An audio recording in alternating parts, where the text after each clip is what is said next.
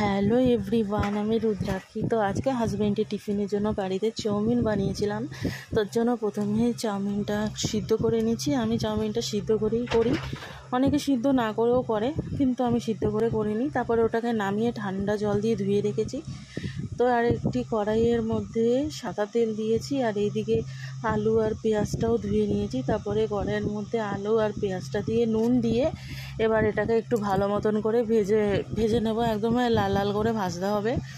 তো তেলটা আমার না একটু বেশি পড়ে গিয়েছিল। তারপর আমি আলু আর পেঁয়াজটা ভাজার পর না খানিকটা তেল আমি আবার একটা পাত্রে ঢেলে রেখেছি, কারণ এতটা তেলে করে দিলে শরীর খারাপ হয়ে যেতে পারে। অনেকটাই তেল, দেখো তেল সব তুলে নিয়েছি, এখন একদমই তেল নেই। আর আলু পেঁয়াজ ভাজা হয়ে গেছে, ওটাকে সাইড করে একটা ডিমকে দিয়ে দিয়েছি। এবার ডিমটার ভুজিয়া বানিয়ে নেব ছোটো ছোটো করে, কারণ চাউমিনটাই দেবো সেই জন্য। আর চাউমিনে ডিম না দিলে ভালো লাগে না, আমার হাজব্যান্ডের বলে, তাই জন্য দিয়েছি।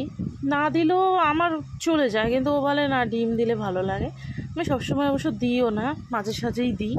তো ডিমটা দিয়েছি, দিয়ে এবার আলু আর পেঁয়াজের সঙ্গে ডিমটাকে ভালো মতন করে মিশিয়ে নিয়ে এবার সেদ্ধ করা চাউমিনটাকে দিয়ে দিয়েছি। এবার চাউমিনটা ভালো মতন করে আলু আর পেঁয়াজের সঙ্গে একদম ভেজে নেব, যতক্ষণ না ভালো মতন করে মিশছে সব কিছুর সঙ্গে।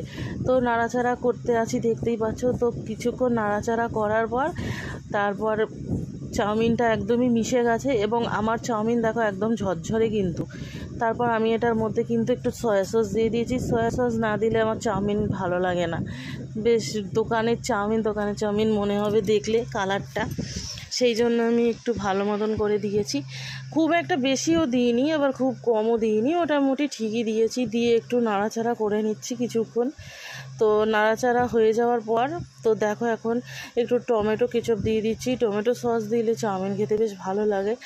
আর অনেকে হয়ে যাওয়ার পর উপর থেকে দেয়, আমি একেবারে সসটা দিয়ে না মিশিয়ে দিই, তাহলে পুরো সব চাউমিনের সঙ্গে চলে যায়, কোনো অসুবিধা হয় না। তো সসটা দিয়ে একটু ভালো মতন করে নাড়াচাড়া করে নিচ্ছি। নাড়াচাড়া হয়ে যাওয়ার পর এবার কিছু কিশমিশ আর বাদাম আমি দিয়ে দিলাম। অন্য সময় কাজু বাদামও দিই, তো আজকে শুধু বাদাম আর কিশমিশটাই দিয়েছি। দিয়ে এবার ভালো মতন করে মিশিয়ে নেব। কিছুক্ষণ মিশিয়ে নেওয়ার পরে নামিয়ে নিলেই চাউমিন রেডি। শুধু বরের টিফিন বক্সে তুলে দেবো, তাহলেই হয়ে যাবে। তো আমার চাউমিনটা একদমই রেডি হয়ে গেছে, দেখো তোমরা। তো ভালো লাগলে শেয়ার করে দিও।